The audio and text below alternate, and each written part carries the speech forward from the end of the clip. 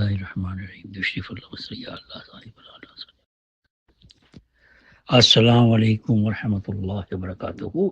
دعا کے سلسلے میں مدینہ کی آب و ہوا کے لیے دعا. مدینہ کی آب و ہوا اچھی نہ تھی، وبا کا بھی اثر تھا، اکثر مہاجرین یہاں آ کر بیمار پڑ گئے.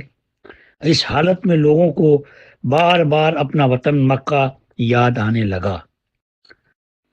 یہ دیکھ کر حضرت صلی اللہ علیہ وسلم نے کسی طرح دعا فرمائی کہ مدینہ کو بھی ہمارے لیے ویسا ہی محبوب کر دے جیسا کہ ہم کو مکہ محبوب ہے، بلکہ اس سے بھی زیادہ محبوب بنا دے. الہی ہماری سا اور مد میں برکت دے، اس کو ہمارے لیے صحت بخش بنا دے اور بہار کا بخار جافا میں منتقل کر دے. یہ دعا حرف بحرف پوری ہوئی. مہاجرین کو اس شے سے جو محبت تھی وہ ان کی زندگی کے واقعات سے ظاہر ہے. وہی ابو بکر رضی اللہ تعالیٰ عنہ اور بلال رضی اللہ عنہ جو چند روز میں یہاں سے گھبرائے ہوئے تھے، اس کے شیدائی بن گئے، پھر مکہ کا نام نہیں لیا. حضرت کو یہاں سے وبا کا دور ہونا خواب میں دکھایا گیا تھا. قحط کا دور ہونا. حضرت عمر رضی اللہ تعالیٰ عنہ کے زمانے میں قحط پڑا تو حضرت عمر رضی اللہ تعالیٰ سے دعا مانگی کہ خداوند، ہم اپنے پیغمبر کی زندگی میں اس کو وسیلہ بنا کر تیرے سامنے پیش کرتے تھے تو تو ہم کو سیراب کرتا تھا. حضرت انس رضی اللہ تعالیٰ عنہ کے حق میں دعائے برکت. حضرت صلی اللہ علیہ وسلم مدینہ میں تشریف لائے تو حضرت انس رضی اللہ تعالیٰ کی والدہ ان کو چادر میں لپیٹ کر لائیں اور آپ سیدنا محمد کی خدمت میں صلی اللہ علیہ وسلم کی خدمت میں بطور خادم پیش کیا اور ان کے لیے دعا کی درخواست کی. آپ سیدنا محمد صلی اللہ علیہ وسلم نے ترقی، مال و اولاد کی دعا دی. حضرت انس رضی اللہ کا بیان ہے کہ آج اس دعا کی برکت سے میرے پاس بکثرت دولت ہے اور میرے لڑکوں اور پوتوں کی تعداد 100 کے قریب پہنچ گئی ہے. اس دعا کا یہ اثر تھا کہ حضرت انس رضی اللہ تعالیٰ عنہ کا ایک باغ تھا جو سال میں 2 بار پھل دیتا تھا اور ان میں ایک پھول کا درخت تھا جس سے مشک کی خوشبو آتی تھی. سبحان اللہ، کیا اللہ اکبر، کیا شان رکھتے ہیں نبی پاک صلی اللہ علیہ وسلم اور ان کے امتی ہیں. بڑا فخر ہونا چاہیے ہمیں، لیکن کتنی بدبختی ہے کہ ہمیں نبی پاک سے ہم اپنے آپ کو دیکھیں تو ہمیں کتنی محبت ہے ہمارا اندازہ ہو جائے گا. حضرت ابن عباس کے حق میں دعائے علم. ایک بار آپ سیدنا محمد صلی اللہ علیہ وسلم قضائے حاجت کے لیے گئے. حضرت عبداللہ بن عباس نے پہلے ہی سے وضو کا پانی رکھ دیا. آپ نے ان کو تفقہ فی الدین کی دعا دی. چنانچہ ان کو یہ درجہ حاصل ہوا کہ انہوں نے خیر الامت کا خطاب پایا. اللہ اکبر، اللہ اکبر. آج بھی وہ لوگ جو تھے قریب تھے وہ سب کچھ حاصل کر رہے تھے، لیکن ہم بھی اتنے خوش نصیب ہیں کہ آج ہمیں محمد صلی اللہ علیہ وسلم نہیں ہے، لیکن ہم بھی آج ان کی سوانح حیات، ان کی حدیثیں، ان کے تمام جو اسماء حسنہ سب کچھ ہمارے پاس موجود ہے. ہم بھی اگر وہی کریں گے تو انشاءاللہ وہ تمام برکات اور تمام محبتیں ہم سمیٹ لیں گے. قبیلہ دوست کا مسلمان ہونا.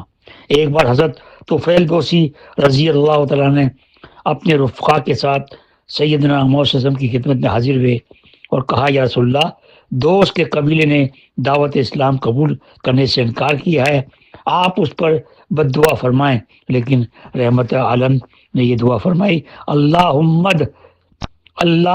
مدد دوساؤ ربہم، اللہم اہدی دوسا آتی بہم، خداوند دوست کو ہدایت دے اور ان کے میرے پاس لے آ. بالآخر یہ دعا قبول ہوئی اور سارا قبیلہ مسلمان ہو کر حاضر خدمت ہوا. سلطنت کسریٰ کی تباہی. حضرت صلی اللہ علیہ وسلم نے دعوت اسلام کے لیے جب کسریٰ کے پاس خط بھیجا تو اس نے خط کو چاک کر کے پھینک دیا. حضرت صلی اللہ علیہ وسلم کو جب معلوم ہوا تو آپ نے اس کو بد دعا دی. اس کے بعد اس کی سلطنت کے پرزے اڑ گئے. دعائے برکت کا اثر. حضرت سیدنا محمد صلی اللہ علیہ وسلم فوج کو صبح روانہ فرماتے تھے اور تمام امت کے لیے دعا کی تھی کہ خداوند میری امت کو صبح سویرے میں برکت دے۔ ایک تاجر پیشہ صحابی رضی اللہ عنہ نے اس پر عمل کیا اور اپنا سامان تجارت عموماً صبح سویرے روانہ کرنا شروع کیا۔ چنانچہ اس دعا کی برکت سے ظاہر ہوئے، اس دعا کی برکت ظاہر ہوئی اور اتنے مالدار دولت مند ہو گئے کہ ان کو اپنی دولت کو رکھنے کی جگہ نہیں ملتی تھی۔ چھوارے کے ڈھیر بڑھ جانا۔ حضرت جابر رضی اللہ تعالیٰ کے والد نے اپنے اوپر یہودیوں کا قرضہ چھوڑ کر وفات پائی۔ قرض داروں نے تقاضا کیا تو حضرت جابر رضی اللہ تعالیٰ حضرت صلی اللہ علیہ وسلم کی خدمت میں حاضر ہوئے اور کہا کہ والد نے اپنے اوپر قرض چھوڑ کر انتقال کیا ہے، بجوز کھجوروں کے میرے پاس ادا کرنے کا کوئی سامان نہیں، صرف کھجوروں کی پیداوار سے کئی برس تک یہ قرض ادا نہیں کر سکتا۔ آپ میرے ساتھ نخلستان تشریف لے چلیے تاکہ آپ صلی اللہ علیہ وسلم کے احترام ادب میں قرض دار مجھ پر سختی نہ کریں۔ آپ سیدنا موسم تشریف لے کے کھجوروں کا جو ڈھیر تھا اس کے گرد چکر لگا کر دعا کی، اسی پر بیٹھ گئے۔ فرمایا اپنے اپنے قرض میں لیتے جاؤ۔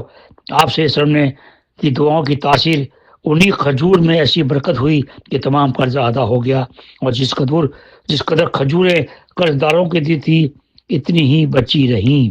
اللہ تعالیٰ نبی پاک صلی اللہ علیہ وسلم کی دعائیں جو ہے ہمیں بھی اہتمام کرنا چاہیے، اور دعاؤں میں بہت بڑی اللہ نے تاثیر رکھی ہے۔ حضرت ابو ہریرہ فرماتے ہیں مجھے اسلام میں 3 مصیبتیں سب سے سخت آئیں۔ پہلے حضرت صلی اللہ علیہ وسلم کی وفات، دوسری حضرت عثمان رضی اللہ کی شہادت، اور تیسری میرے توشے دان کا گم ہو جانا۔ لوگوں نے پوچھا کیسا توشے دان؟ ابو ہریرہ نے فرمایا ایک غزوہ رسد ختم ہو گئی تھی، مجھ سے دریافت کیا تمہارے پاس کچھ ہے؟ میں نے عرض کیا کچھ کھجور ہے۔ ارشاد ہوا وہ لے آؤ۔ آپ سیدنا وسلم نے ان کو دسترخوان پر پھیلا دیا۔ 21 کھجوریں تھیں۔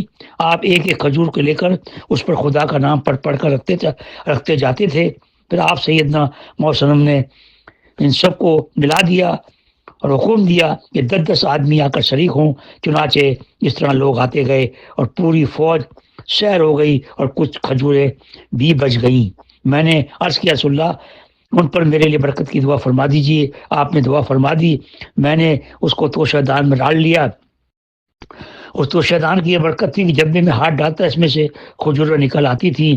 50 وسق تو میں نے اس میں سے رائے خدا میں خیرات کی۔ حضرت ابو بکر صدیق رضی اللہ عنہ کے زمانے تک میں اس سے کھاتا رہا۔ حضرت عثمان رضی اللہ کی شہادت کے ہنگامے میں جب ہنگامہ ہوا جہاں اور چیزیں لاتا پتہ ہو گئیں تو میرا توشہ دان بھی اس وقت کہیں گم ہو گیا۔ تو اللہ تعالیٰ سے ہم سب کو یہ بات ذہن میں رکھیں تو یہ برکاتیں ہم بھی سمیٹیں۔ آؤ ہم سب مل کر ان نبی پاک کے وسیلے سے ہم ان دعاؤں کو سمیٹنے والے بن جائیں۔ مناجات مقبول کی دعائیں، مسنون دعائیں، بہت ساری کتابیں بازار میں دستیاب ہیں، لا کر روزانہ ایک یاد کریں۔ اور اور ابھی میں نے کہا نا کہ دعاؤں کو یاد ہے اور موقع محل سے نہیں آتی تو بڑی مصیبت ہے۔ اس کو ذہن میں رکھیں، بار بار اس کو دہرائیں کہ یہ ہم سے بہت بڑا جو ہے غفلت ہو رہی ہے۔ تو اللہ ہمیں اس پر عمل کی توفیق عطا فرمائے اور اس کو پلے باندھ لے بھائی۔ اللہ تعالیٰ دین کا مقصد یہ نہیں ہے کہ دین کو جاننا مقصد نہیں ہے بھائی، جاننے والے سب تباہ برباد ہو گئے۔